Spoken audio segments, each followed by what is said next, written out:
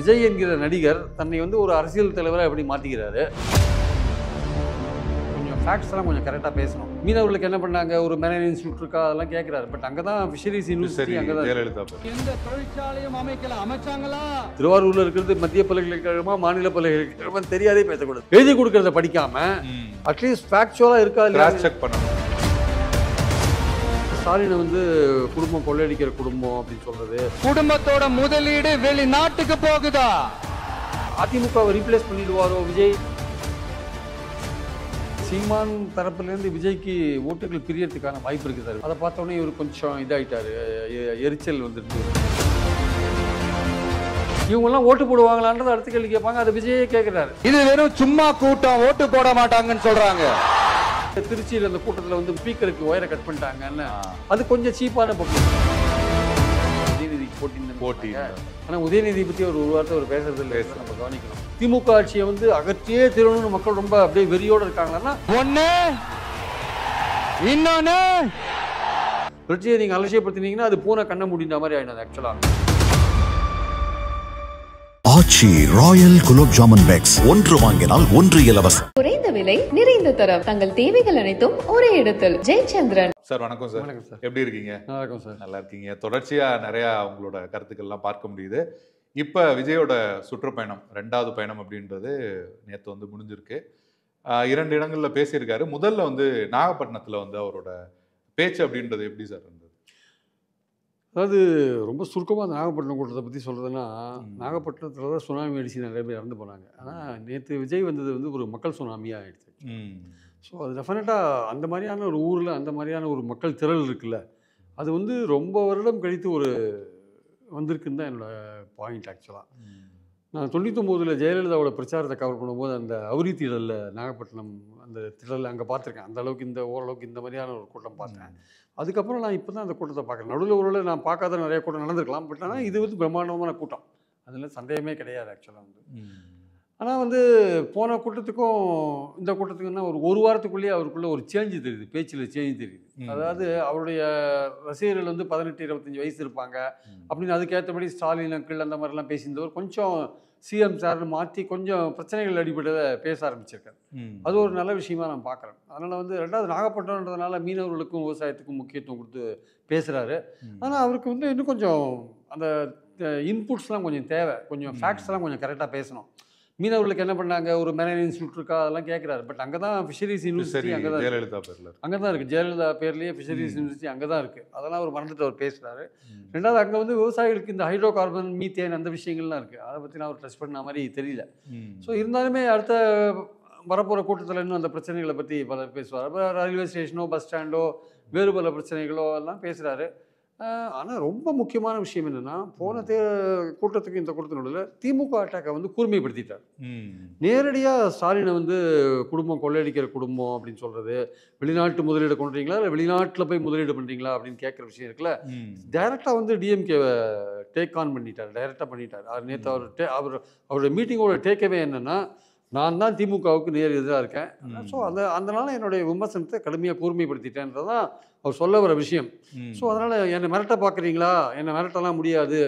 அவர் கூட்டத்துக்கு பல விதமான கண்டிஷன்ஸ் போட்டு கொடுக்குறாங்க இல்லையா, அது வந்து அதுலேயும் ஒரு இது இருக்குது. அந்த கூட்டம் வந்து ஒரு கட்டுக்கணக்காக கூட்டமாக இருக்குது. அது எப்படி பிஹேவ் பண்ணணும்னு சொல்ல முடியாது. அது ஏதோ ஒரு அசம்பாவிதம் தான் நாளைக்கு போலீஸ் வந்து எல்லாம் குறை சொல்லுவாங்க. அதனால் போலீஸ் வந்து நிறையா கண்டிஷன்ஸ் போடுறாங்க. ஆனால் அந்த கண்டிஷன்ஸ்லாம் எடுத்து நடக்கிறாங்களா, நடக்க மாட்டாங்க. ஆனால் போலீஸ் எதுக்கு போடுறதுன்னா பை ரெக்கார்டு இருக்கணுன்றதுக்காக போடுறாங்க. நாங்கள் சொல்லிட்டோம் கோர்ட்டில் சொல்கிறதுக்காக. கோர்ட் கூட என்ன கேள்வி கேட்குது, வர கூட்டத்துக்கு நீங்கள் தான் பொறுப்புன்னு விஜயை பார்த்து கேள்வி கேட்குது. ஏன் எலக்ட்ரிசிட்டியை கட் பண்ணுறாங்க? யாராவது மின்கம்பத்தில் ஏறி இருந்தாங்கன்னா கவர்மெண்ட்டை தான் கேட்பாங்க. அதனால அவங்க கட் பண்ணுறாங்க. அவங்க 2வது என்ன சொல்கிறாரு, திருச்சியில் அந்த கூட்டத்தில் வந்து ஸ்பீக்கருக்கு ஒயரை கட் பண்ணிட்டாங்கன்னு, அது கொஞ்சம் சீப்பான பப்ளிசிட்டி. ஒயரை கட் பண்ணுற அளவுக்குலாம் திமுக அவங்க போய் எப்படி கட் பண்ணுவாங்க? ஸோ அது வந்து கொஞ்சம் சீப்பான ஒரு குற்றச்சாட்டு. பட் அது மற்றபடி பார்த்தீங்கன்னா நாகப்பட்டினம் உள்ளூர் பிரச்சனைகளாகட்டும், இல்லை நேரடியாக வந்து ஸ்டாலின் அட்டாக் பண்ணுற விஷயங்களாகட்டும், தன்னை வந்து ஒரு பொசிஷன் பண்ணிட்டார். தமிழ்நாடு அரசியலில் வந்து திமுக அதிமுக அப்படியே அந்த பைபோலர் பாலிடிக்ஸில் மாற்றுன்றத அதிமுக இப்போ பலவீனமாக இருக்குது, அதிமுக கூட்டணியும் பலவீனமாக இருக்குது, பாஜகவுக்கு நெகட்டிவ் ஓட்டு இருக்கிற இந்த சூழலில் ஒருவேளை அந்த பைப்போலார் பாலிடிக்ஸில் வந்து அதிமுகவை ரீப்ளேஸ் பண்ணிடுவாரோ விஜய் அப்படின்ற மாதிரியான ஒரு எண்ணத்தை வந்து தோற்றுவிக்கிற அளவுக்கான ஒரு மக்கள் திரளை வந்து கொண்டு வந்துட்டார். அதுதான் நேற்று வந்து திருவாரூர் தெற்கு வீதியெல்லாம் ரொம்ப குறுகலான வீதி தான். அதனால் பார்த்தா மக்கள், அதாவது இளம்பெண்கள்லாம் கூட அந்த கூட்டத்துக்கு நடுவில் இருக்காங்க. பொதுவாக இளம்பெண்கள்லாம் அந்த கூட்டத்துக்கு நடுவில் வரமாட்டாங்க, உரமாக ஒதுங்கியிருப்பாங்க. ஆனால் இந்த கூட்டத்தில் வந்து பெண்களும் ஆண்களும் கிட்டத்தட்ட ஒன்றா வந்து விஜயை வந்து கொண்டாடுறது இருக்குல்ல, அது வந்து ஒரு தன்னெழுச்சியாக வர கூட்டம். பைசா கொடுத்து குவார்ட்டர் 200 ரூபாலாம் கொடுக்காத வர கூட்டம் இல்லை, அது டெஃபினட், அது எந்த விதமான சந்தேகம் கிடையாது. அது வந்து தமிழ்நாடு ரொம்ப நாளைக்கு ரொம்ப வருஷத்துக்கு அப்புறம் விட்னஸ் பண்ணுற ஒரு விஷயம் ஆக்சுவலாக. அதாவது குவார்ட்டர் கொடுக்காம 200 ரூபாய் கொடுக்காம வர கூட்டம்ன்றது. இவங்கெல்லாம் ஓட்டு போடுவாங்களான்றது அடுத்த கேள்வி கேட்பாங்க. அதை விஜயே கேட்குறாரு, இல்லை நாங்கள் ஓட்டு போடுவோம் தான் அவங்க சொல்கிறாங்க. திருவாரூர் சமீபத்தில் கூட நான் ஒரு இதில் பார்த்தேன், என்னன்னா அதில் சொல்லியிருந்தாங்கன்னா தன்னோட சொந்த செலவில் அவ்வளோ மெனக்கெட்டு இவ்வளோ கூட்டத்தில் வந்து விஜயை பார்க்கணும், இல்லை விஜய்க்கு வந்து சப்போர்ட் பண்ணணும்னு வந்து நிற்கிறவங்க வேற யாருக்கும் ஓட்டு போட்டுருவாங்களா அப்படின்ற கேள்வியும் சிலர் வந்து நிச்சயமா நியாயமான கேள்வி. நீங்கள் சொல்கிறது நியாயமான விஷயம். அதாவது அது ஏன் கேட்குறாங்கன்னா, அது கேட்கறவனுடைய நோக்கம் என்னென்னா, இவர் வின் பண்ண போகிறாரான்ற ஒரு ஆதங்கத்தில் கேட்குறது. அதாவது அவன் கேட்குறவன் பெரும்பாலும் திமுக அல்லது அதிமுகவாக இருப்பான். இவர் விஜய்க்கு ஓட்டு விழுந்துட போதேன்ற கவலையில், சார் எல்லாம் வருவாங்க சார், யாரும் ஓட்டு போட மாட்டாங்க சார், அப்படியே நம்ம அதை எதையுமே ரூல் அவுட் பண்ண முடியாது. ஏன்னா வந்து இன்றைக்கி வந்து தமிழ்நாட்டில் 6,80,00,000 வாக்காளர்கள் இருக்காங்க. அதில் வந்து 3,80,00,000 வாக்காளர்கள் 18லேருந்து 40 வயசுக்குள்ளே இருக்காங்க. அந்த செக்மெண்ட்டில் தான் வந்து விஜய்க்கு ஆளுங்க வராங்க. அந்த செக்மெண்ட் பாதிக்கு மேலே ஓட்டர்ஸ் அவங்க இருக்காங்க தமிழ்நாட்டில், அவங்க தான் வராங்க. அவங்க சோஷியல் மீடியாலையும் ஆக்டிவாக இருக்காங்க. அவங்களுக்கு வந்து இப்போ அதிமுகவும் திமுக அட்டாக் பண்ணுது, விஜயும் திமுக அட்டாக் பண்ணுறாரு. ஆனால் ரெண்டுத்துக்கும் ஒரு வித்தியாசம் இருக்குது. அதிமுக வந்து ரொம்ப வருஷமாக அட்டாக் பண்ணிகிட்ருக்கு, மாற்று சக்தியாக அது இருந்துகிட்ருக்கு. ஆனால் நீங்கள் திமுக மேலே என்னென்ன குற்றச்சாட்டுகள் வைக்கிறீங்களோ அதெல்லாம் அதிமுக மேலேயும் வைக்க முடியும் உங்களால், எக்ஸப்ட் குடும்ப வாரிசு அரசியல் தவிர மற்ற எல்லாத்தையும் நீங்கள் அங்கே வைக்க முடியும். அப்போது எடுபடாது. புதுசாக வந்து ஒருத்தர் சொல்லும்போது என்ன ஆகும்னா, இவருக்கு பின்னாடி எந்த விதமான லயபிலிட்டியும் இல்லை விஜய் பின்னாடி. அதனால் இவர் சொல்லும்போது சரி திமுக மாதிரி தான் கிட்டத்தட்ட அதிமுகவும், நம்ம ஏன் ஒரு தடவை ட்ரை பண்ணி பார்க்கக்கூடாது அப்படின்னு யோசிக்கிற விஷயம் இருக்குல்ல, அது நடக்காதுன்னு நம்மளால சொல்ல முடியாது. ஆனால் இன்னொரு விஷயமும் இருக்குது, திமுக ஆட்சியை வந்து அகற்றியே தீரணும்னு மக்கள் ரொம்ப அப்படியே வெறியோடு இருக்காங்கன்னா அந்த பாயிண்ட்டும் இங்கே இல்லை, அதுவும் இல்லை. அப்போ இவங்க வந்து ஒரு விஜய் ஒரு ஹைப்பை கலப்புறாரு. ஆக்சுவலாக திமுகவுக்கு எதிரான ஒரு ஆன்டி இன்கும்பன்சியை கலப்புறாரு. அது வந்து பெண்கள் பாதுகாப்பாக இருக்கலாம், போதை மருந்தாக இருக்கலாம், இல்லை திமுக மந்திரிகளோட ஊழலாக இருக்கலாம், இல்லை திமுக மந்திரிகள் பெண்களை பற்றி பேசுகிற விஷயங்களாக இருக்கலாம், இல்லை காவல் மரணமாக இருக்கலாம், பல விஷயங்கள் இருக்கிறத பார்க்கலாம். இப்போ வெளிநாட்டு முதலீடுன்னு சொல்லி சாதனைகளை நிறைவேற்றாத, சொன்ன வாக்குறுதிகளை நிறைவேற்றாதா இருக்கலாம், பல விஷயங்கள் இருக்கலாம்.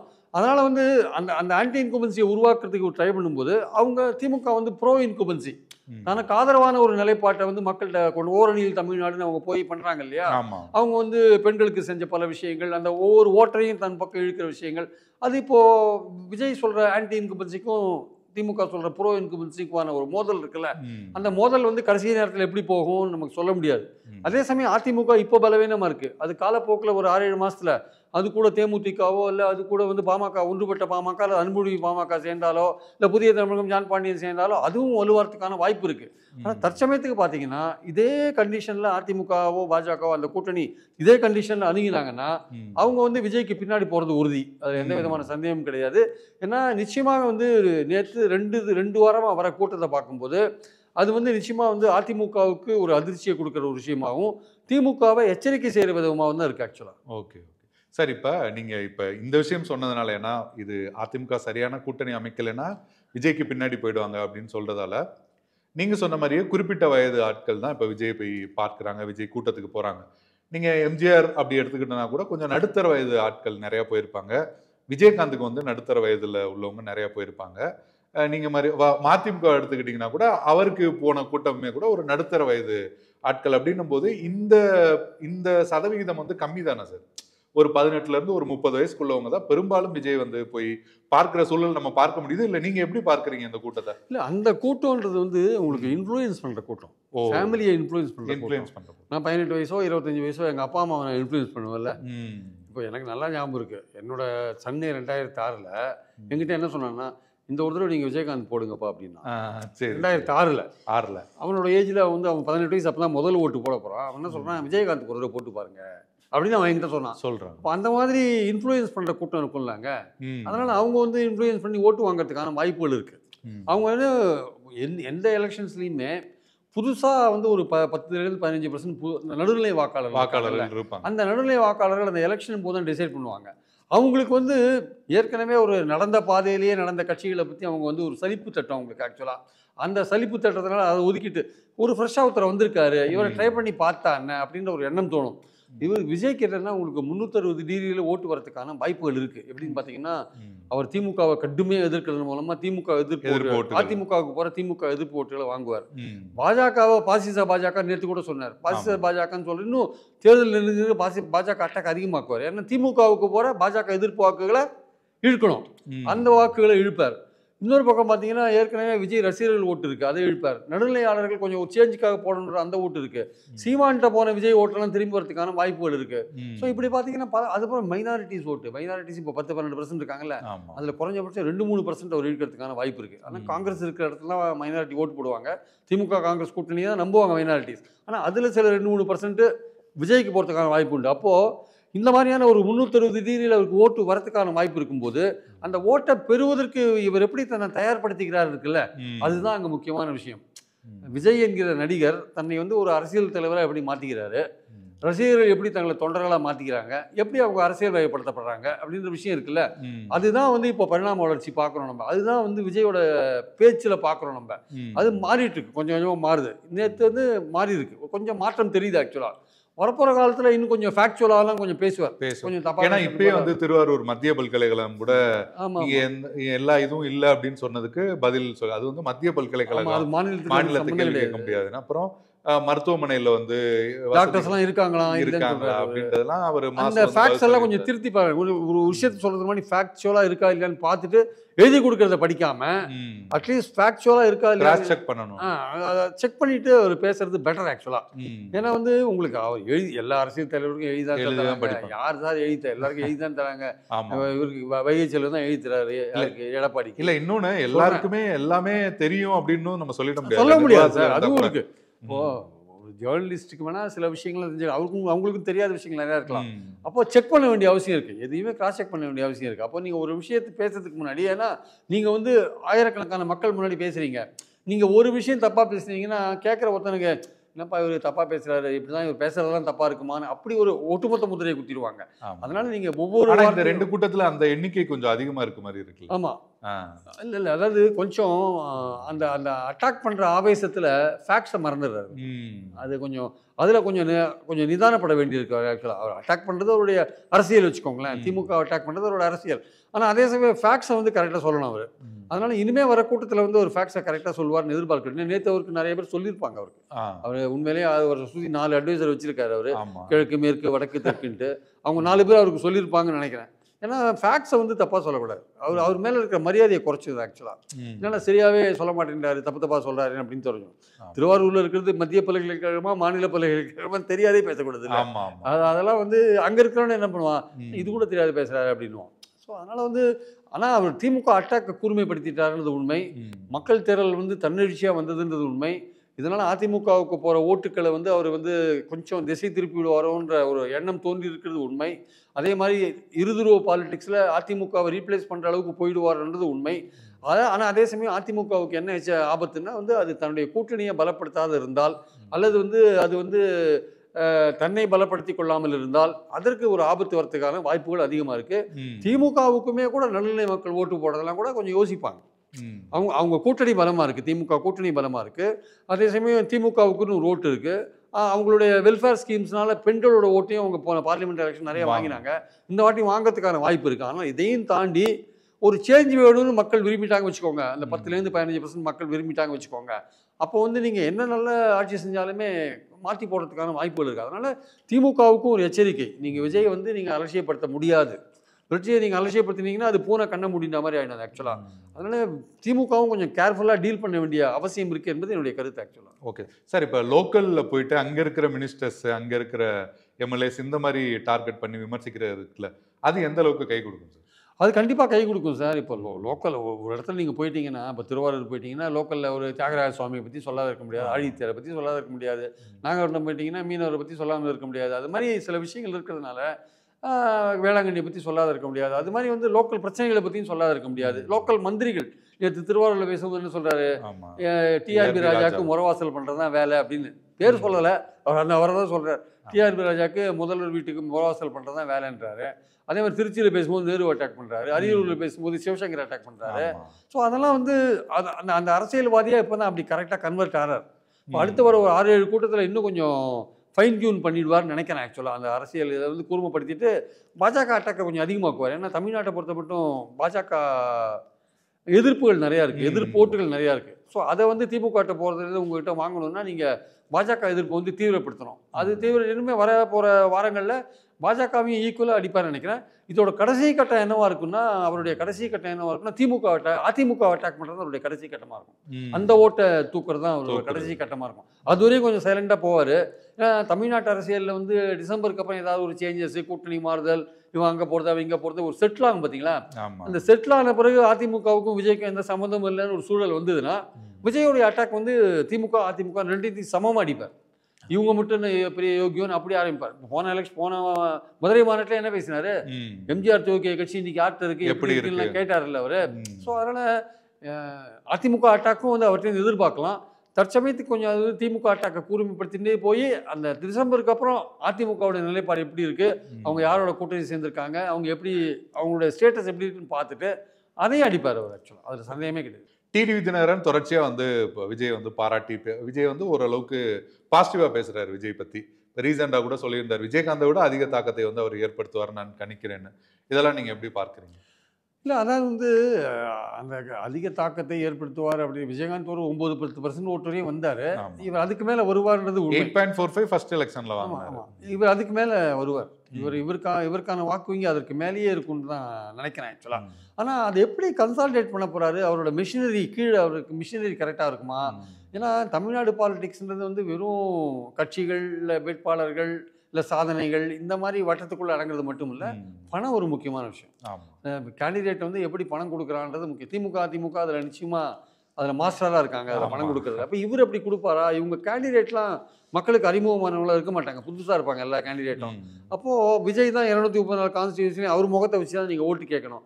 இப்போ கீழே வந்து பூத் லெவலில் வந்து எப்படி ஆளுங்க இருக்காங்க, அப்புறம் அந்த வேட்பாளர் எப்படி மக்களுக்கு தெரிஞ்சவராக இருக்காரா, இல்லை வேட்பாளர் வந்து திமுக போட்டியாக பணம் கொடுக்குற ஆளாக இருக்காரா? ஸோ இதெல்லாம் வந்து ஒரு இருக்குது. அதனால் என்னென்னா எவ்வளோ நீங்கள் பணம் கொடுத்து என்ன பண்ணாலுமே உங்களை தோக்கடிக்கிறதுன்னு மக்கள் இந்த ஆட்சி அகற்றணும், திமுக ஆட்சி அகற்றணும்னு மக்கள் முடிவு பண்ணிட்டா வச்சுக்கோங்க. அப்போ அதை அகற்றத்துக்கு சரியான சக்தி யாருன்னு ஐடென்டிஃபை பண்ணும்போது விஜய் ஐடென்டிஃபை பண்ணிட்டானா விஜய்க்கு ஓட்டு போட்டுருவான். அவன்கிட்ட துட்டு கொடுக்குறானோ கொடுக்கலையோ, வேட்பாளர் புதுசோ பழசோ இதெல்லாம் கண்டுக்க மாட்டான், ஓட்டு போட்டுருவான். அப்போ அந்த நிலை வருதா, திமுக ஆட்சி அகற்றியே தீரணும்னு வருதா அப்படின்ற விஷயங்களை தேர்தல் நெருக்கத்திலாம் பார்க்கணும். இல்லை திமுக தங்களை கன்சாலிடேட் பண்ணிட்டு இன்னும் நல்லா பிரமாதமாக பண்ணிட்டு உரிமை தொகை இன்னும் 2 கோடி பேர் கொடுத்துட்டாங்க வச்சுக்கோங்க, 2000 ஆக்கிட்டாங்க, இது மாதிரிலாம் பண்ணாங்கன்னா அப்போ அவங்க தங்களை பலப்படுத்தி கொண்டு போனாங்கன்னா அவங்க பக்கத்தில் தேமுதிக போய் சேர்ந்துட்டாங்க திமுகவில் அப்படின்லாம் பார்க்கும்போது அப்போது இந்த போட்டின்றது வந்து அதிமுக தாவேகாவுக்கான 2ஆம் இடத்துக்கான ஒரு போட்டியாக போயிடும் அது ஆக்சுவலாக வந்து. ஸோ தேர்தல் நெருக்கத்தில் தான் திமுக எப்படி தன்னை இன்னும் பலப்படுத்தி கொள்கிறது அப்படின்ற ஒரு விஷயம். அதே மாதிரி அதிமுக எப்படி தன்னை பலப்படுத்தி கொள்ள போகிறது, அதை பலப்படுத்தி கொள்ள போகிறதா இல்லையா, இல்லை தாவேகாவுக்கு இடத்த கொடுத்துட்டு போகிறாங்களான்றத நமக்கு தெரியும். அதனால் இப்போவே எடுத்த உடனே வந்து தாவேகா வந்து 20% ஓட்டு வாங்கும், இல்லை 15% ஓட்டு வாங்கும், இல்லை நிறைய ஓட்டு வாங்குங்க, பட் ஒரு இடம் கூட வின் பண்ணாதுங்க அப்படின்னா நம்ம எதையுமே யூகிக்கிறதுக்கு முடியல. ஆனால் ஒன்று என்னென்னா அந்த வர கூட்டம் வந்து ஒரு நம்பிக்கையோடு வருது, விஜய் மேலே ஒரு நம்பிக்கையோடு வர ஒரு வர கூட்டமாக இருக்குது. அந்த கூட்டம் ஓட்டு போடும் அப்படின்ற ஒரு நம்பிக்கை வந்து இன்னொரு 4-5 கூட்டம் கழிச்சா அவங்களுக்கு தெரிஞ்சிடும். ஆக்சுவலாக அது வந்து விஜய் நம்புறார், அந்த கூட்டம் தனக்கு ஓட்டு போடுன்னு விஜய் நம்புறார். அதனால் மற்ற கட்சிகள் திமுக அதிமுகவில் இருக்கிறவங்கலாம் அது எப்படி ஓட்டு போடும், அது ஓட்டு போடாது, எல்லாம் சினிமா ரசிகர்கள் அது இதுன்னு சொன்னால் அதையும் நம்ம வந்து சீரியஸாக எடுத்துக்க முடியாது. அதே சமயம் பார்த்தீங்கன்னா ஓட்டு போட மாட்டாங்கன்னு சொல்ல முடியாது. அதனால் வந்து இது வந்து இப்போது ஒரு பரிட்சாத்த ரீதியில் இது போயிட்டுருக்கு. ஆக்சுவலாக இதோட ஃபைனலாக ஒரு அவுட்கம்ன்றது வந்து தேர்தல் நெருக்கத்தில் வந்து ஓரளவுக்கு கணிக்க முடியும். அதுவரையும் வந்து ஒரு கெஸ்ஸிங் ஒர்க்காக தான் இருக்கு ஆக்சுவலாக. சார் கூட்டத்திலையுமே இப்போ மாநாட்டில் ஆரம்பித்தா அடுத்தடுத்து பார்த்தீங்கன்னா அந்த நேரம்ன்றது குறைஞ்சிக்கிட்டே வருது. 45 நிமிஷம் 34 நிமிஷம் அப்படின்றது கடைசியாக திருவாரூர் 9 நிமிஷமும் என்னமோ பார்த்தேன், 9 நிமிஷம் 10 நிமிஷமும் அப்படி பார்க்க முடியுது. இந்த நேரமும் வந்து அப்படியே குறைஞ்சிட்டே வருது இல்லை சார் பேசுகிற நேரம்? அதாவது சார் அவரே சொன்ன மாதிரி நான் 3 நிமிஷம் தான் நானே பேசுகிறேன், அவரே சொல்கிறேன் அப்படின்னு சொல்கிறாரு. அதாவது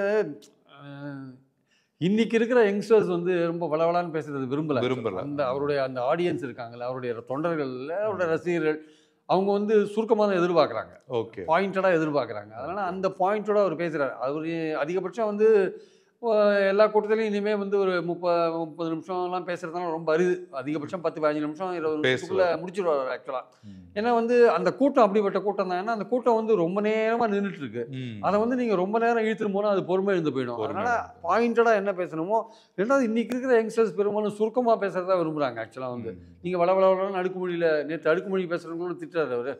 அதனால வந்து திமுகன்னு அடுக்குமொழி பேசி தான் வந்துட்டாங்கன்ற மாதிரி ஒரு கமெண்ட் பாஸ் பண்ணுறாரு. ஆக்சுவலாக ஒன்றுமே பண்ணலைன்றதுக்கு ஒரு சொல்லும்போது அடுக்குமொழி பேசுகிற கூட்டம் வந்து ஒன்றுமே பண்ணலை, என்ன பண்ணாங்க ஏது பண்ணாங்கலாம் கேட்குறாரு. இது பேசுறது வந்து ரொம்ப குறைச்சிட்டு பாயிண்டடாக தான் பேசுவார் ஆக்சுவலாக. அதாவது வந்து திமுக கவர்மெண்ட் பற்றின அட்டாக் வந்து இனிமேல் இன்னும் வீரியமாக இருக்கிறதுக்கான வாய்ப்புகள் நிறையவே இருக்குது.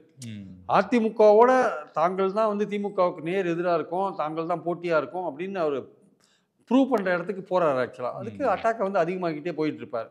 அதனால் அவர் மேலே வழக்குகள் வரதுக்கான வாய்ப்புகள் நிறையா இருக்குது. அதை பார்த்து அவர் பயப்பட மாட்டேன்னு நினைக்கிறேன். ஸோ அந்த மாதிரிலாம் விஷயங்கள் இருக்கும்பொழுது அதிமுக வந்து இதுக்கு போட்டியாக வந்து இல்லை நாங்கள் தான் திமுகவுக்கு மாற்று அப்படின்னு சொல்லும்போது அந்த இப்போ வந்து அதோட குரல் ரொம்ப பலவீனமாக இருக்கு. பலவீனமாக அது எப்படி பலமாக மாறப்போகுதுன்னு நமக்கு தெரியாது. அது பலமாக மாறாட்டி விஜய்க்கான வாய்ப்புகள் திமுகவோட நேரடி போட்டி விஜய் தான் அப்படின்ற அது அந்த நிலைமை போகிறதுக்கான வாய்ப்புகள் அதுக்கான இண்டிகேஷன்ஸ் தெரிய ஆரம்பிச்சு.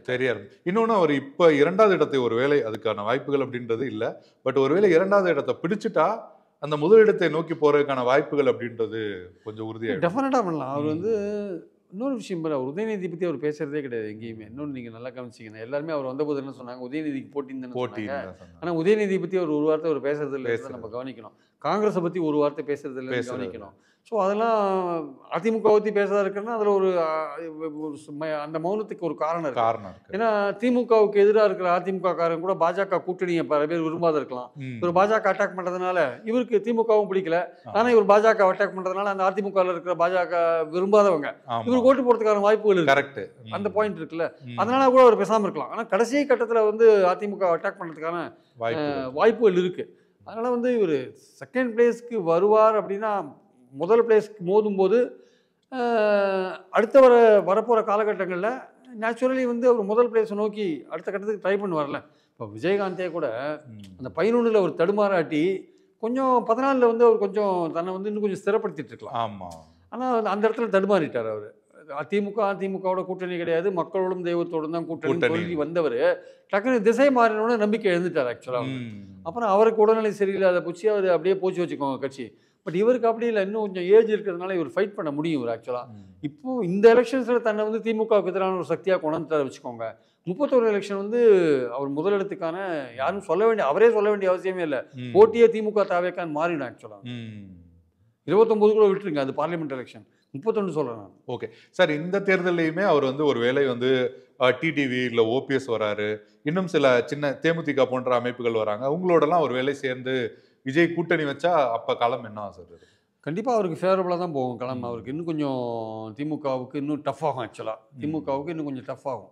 அதனால் வந்து அதுக்கான வாய்ப்புகளும் நம்ம மறுக்க முடியாது. சீமான் பற்றி சொன்னீங்க, அவர் ஏற்கனவே விமர்சனம் பண்ணிட்டு இருக்காரு கடுமையாக. இப்பயுமே வந்து விஜய் வந்து பார்த்தீங்கன்னா அந்த கச்சத்தீவு விஷயம் சொல்லியிருந்தாரு, அப்போ அங்கே சில பிரச்சனைகள் வந்தது, அதனால அவங்களே இந்த டைம் வந்து சமாதானப்படுத்துற மாதிரி பேசியிருந்தாரு. நம்ம மீனவர்களோட இது எப்படி முக்கியமோ அதே மாதிரி தான் ஈழத்தில் இருக்கிற மீனவர்களும் அவங்களோட விஷயத்தையும் நம்ம இது பண்ணணும் அப்படின்ற அளவுக்கு வந்து பேசியிருந்தாரு. அடுத்து ஈழத்தமிழர்கள் பற்றியுமே ஒரு தாய் போல இருந்த ஒரு தலைவன் இல்லாமல் இருக்காங்க, அந்த மக்கள் எங்கே இருந்தாலும் நம்ம மக்கள்னு. இதுவுமே இன்னும் கொஞ்சம் ஈழ ஆதரவு விஷயங்கள்லையுமே விஜய்க்கு ஏற்கனவே சீமானுக்கான ஆதரவாக தான் இருக்கு. அது விஜய் பக்கம் போகிறதுக்கு வாய்ப்பு இருக்கு. அப்போ இந்த விஷயங்களை எப்படி பார்க்குறீங்க? இல்லை, அவர் நேற்று ஈழ பிரச்சனைலாம் பற்றி பேசினார். பட் ஆனால் அது வந்து இப்போது நம்மளுடைய தமிழ்நாடு ஓட் பேங்க்கில் வந்து மீனவர்கள் பிரச்சனை வந்து ஒரு பிரச்சனை, கடற்கரை ஓரத்தில் இருக்கிறவங்களுக்கு ஒரு பிரச்சனை, அது ஓட் பேங்க்கில் கொஞ்சம் இன்ஃப்ளூயன்ஸ் பண்ணோம், அதில் சந்தேகம் கிடையாது. அதனால் ஈழப்பிரச்சனை அப்படின்றது வந்து அது வந்து கொஞ்சம் இன்ஃப்ளூயன்ஸ் பண்ணுற காலகட்டம் தாண்டிடுச்சு. அது 2009, 2011, 14 வரையும் கூட போச்சு வச்சுக்கோங்க, 16 வரையும் கூட. அதுக்கப்புறம் அந்த ஈழப்பிரச்சனைன்றது போச்சு. ஈழத்தமிழர்களுக்கு மேலே நமக்கு அனுதாபம் இருக்குது, எல்லாம் இருக்குது, அவர்களுக்கு ஒரு அரசியல் உரிமை கிடைக்கணும், அதெல்லாம் நம்ம எல்லாம் விரும்புகிறோம். பட் அந்த போராட்டத்தை ஆதரிக்கிற அந்த இது இருக்குல்ல, அது வந்து கொஞ்சம் அதோட வீரியம் வந்து குறைஞ்சிருக்கு ஆக்சுவலாக. அது வந்து இங்கே ஒரு எலெக்ஷன் இஷ்யூவாக இல்லை. ஆனால் நம்மளுடைய அனுதாபம் ஆதரவுலாம் அவங்களுக்கு இருக்கே தவிர எலெக்ஷன் இஷ்யூவாக இல்லை. ஆனால் மீனவர்கள் பிரச்சனை அப்படி இல்லை. மீனவர்கள் பிரச்சனை வந்து கரண்ட்ல இருக்கு, அது கரண்ட்ல இருக்கு. நம்ம படகுகளை பிடிச்சி வைக்கிறதோ இல்லை நடுக்கடலில் இலங்கை இராணுவம் தாக்குறதோ அதெல்லாம் வந்து முக்கியமான இஷ்யூஸ் இங்கே. அதான் நேற்று பேசும்போது அவர் சொல்கிறாரு, தமிழ் மீனவர்கள் தாக்கப்பட்டா தமிழ்நாட்டு மீனவர்கள்ன்றீங்க, குஜராத் மீனவர்கள் தாக்கப்பட்டா இந்திய மீனவர்கள்ன்றீங்க, பாசிச பாஜக அப்படி சொல்லுதுன்னு சொல்றாரு ஆக்சுவலாக. ஸோ இதெல்லாம் வந்து இன்ஃப்ளூயன்ஸ் பண்ணுற ஒரு இஷ்யூவாக இருக்குது. சீமானை பொறுத்த மட்டும் அவருக்கு வந்து இந்த இஷ்யூஸ்லாம் வந்து அந்த ஈழ இஷ்யூலாம் இனிமேல் அவருக்கு கை கொடுக்கறதுக்கான இல்லை. நான் என்ன சொல்றேன்னா, இப்போ அவர் ஆல்ரெடி 8% வாங்கிட்டு இருக்காரு. இப்போ அவருக்கான அந்த 8%ல ஈழ ஆதரவு வாக்குகள் அப்படின்றது, ஈழத்தை பார்க்குறவங்களோட வாக்குகள்ன்றது அதிகமாக இருக்கு. ஒருவேளை அந்த உணர்வோடு இருந்துட்டு சீமான் அவர்கள் மேலே அதிருப்தியாவோ இல்லை சமீபத்தில் அதிருப்தியாவோ இருக்கிறவங்க அவங்களுமே விஜய்க்கு ஆதரவு, ஏன்னா அவங்க பெரும்பாலும் என்னன்னா சிலரோட பதிவுகளே நான் பார்த்துருக்கேன், இவர் எல்லாம் பேசுறாரு ஆனால் ஈழத்தமிழர்கள் பற்றி பேசுறது இல்லை, அதை பற்றி பேசுறது இல்லைன்னு அவங்க எழுதுறாங்க. இப்போ அந்த மாதிரியான ஆட்கள் விஜய்க்கு ஆதரவாக போகிறதுக்கு வாய்ப்பு இருக்குல்ல? சீமான் பக்கத்துலேருந்து, சீமான் தரப்புலேருந்து விஜய்க்கு ஓட்டுகள் பிரியறதுக்கான வாய்ப்பு இருக்குது சார். விஜய்க்கு போகிறதுக்கான வாய்ப்பு இருக்குது. ஏன்னா இதுவரையும் பார்த்தீங்கன்னா வந்து சீமான் வந்து விஜய் அரசியலுக்கு வரதுக்கு முன்னாடி என்ன சொன்னார், என் தம்பி அரசியலுக்கு வரட்டும்லாம் சொன்னார்ல. அவர் அரசியலுக்கு வந்த பிறகு என்ன சொல்கிறார், அவர் வந்து பெரியாரை வழிகாட்டியாக வச்சுருக்காரு, திராவிடம் கொள்கையாக வச்சுருக்காரு. அதை பார்த்தோன்னே இவர் கொஞ்சம் இதாகிட்டார், எரிச்சல் வந்துருச்சு இவருக்கு சீமானுக்கு. இப்போது அவர் பெரியாரை பற்றின எதிர்ப்பை கூர்மைப்படுத்துகிறாரு. விஜய் வந்து விமர்சனம் பண்ணுறார், அந்த கூட்டத்தெல்லாம் பற்றி விமர்சனம் பண்ணுறாரு. காங்கிரஸை விமர்சிக்கலன்றாரு, நயன்தாரா கூட கூட்டம் வரும்ன்றாரு. அவருக்கு வந்து ஒரு பதட்டம் வந்துருக்கு தெரியுது நமக்கு ஆக்சுவலாக. அதுக்கு சீமானுக்கு ஒரு பதட்டம் வந்திருக்கு ஆக்சுவலாக. தன்னுடைய ஓட் பேங்க்கில் கொஞ்சம் அவர் எடுத்துன்னு போயிடுவாரோ அப்படின்னு அவர் தமிழ் தேசியமும் பேசுகிறார். தமிழ் தேசியமும் என் கொள்கைன்றாரு, திராவிடமும் என் கொள்கை, ரெண்டையுமே பார்க்குறேன் அப்படின்னு, ரெண்டையுமே நான் என் கண்ணாக பார்க்குறேன்னு ஏதோ சொல்கிறார். அப்படி இருக்கும்போது சீமானை பொறுத்த மட்டும் அவருக்கு வந்து அவர் கட்சியே வந்து ஒரு பிரச்சனையில் இருக்குது. இப்போது சீமானை பொறுத்த மட்டும் அவர் தான் அந்த கட்சிக்கு ஃபேஸாக இருக்கார். அவருக்கு அடுத்தது யார் தலைவர்னு கேட்டால் சுமதி இருக்காங்க, இவர் இருக்கார், அவர் இருக்காருன்னு சொல்ல தமிழ்நாட்டு மக்கள் எல்லாருக்கும் தெரியுமா? தெரியாது. ஒரு கட்சியில் வந்து இவருக்கு அடுத்தது யார் அப்படின்னு கேட்டால் ஒருத்தர் இருக்கணும். சீமானை பொறுத்த மட்டும் அவர் தான் ஃபேஸாக இருக்கார். ஒரு கொள்கை உறுதி கொண்ட ஒரு இளைஞர் கூட்டம் அவருக்கு ஓட்டு போட்டது. 1%, 3%, 5%, 8% வந்தார். ஆனால் இந்த வர எலெக்ஷன் அவருக்கு ஒரு ஆசிட் டெஸ்ட்டாக மாறுது, அக்னி பரீட்சையாக மாறிடுது. ஏன்னா அந்த விஜய் தரப்பு ஆட்கள்லாம் திருப்பி அவருக்கு இதுக்கு போயிடுவாங்க. அது ஒரு டெஃபினட்டாக அதில் எந்த விதமான சந்தேகம் இல்லை. சீமானே வீக் ஆகிட்டு இருக்கார். சீமான் தரப்புலேருந்து நிறைய பேர் ரிசைன் பண்ணிட்டு போயிட்டாங்க. சீமான் கட்சியை நடத்துகிற விதம் பார்த்து கோபம் அடைஞ்சு நிறைய மாவட்ட தலைவர்கள்லாம் விலகி போயிட்டாங்க. கீழே கேடர்கள் வந்து சைலண்ட்டாக விலகி தாவேக்கால சேர்ந்துட்டு இருக்காங்க. அதுதான் இவருக்கு வந்து இரிட்டேட் ஆகுது ஆக்சுவலாக. இவரோட சீமானுடைய எரிச்சல் என்னென்னா தன்னுடைய ஓட் பேங்க் அவர் இழுக்கிறாருன்ற பாயிண்ட் தான். இவர் என்ன நினைச்சாரு, அவர் நமக்கு சாதகமான ஒரு அரசியலுக்கு வருவார் நினைச்சார். ஆனால் அவர் எதிர்பார்க்காத என்னன்னா பெரியாரை வந்து வழிகாட்டியாக கொண்டு வருவார் எதிர்பார்க்கல.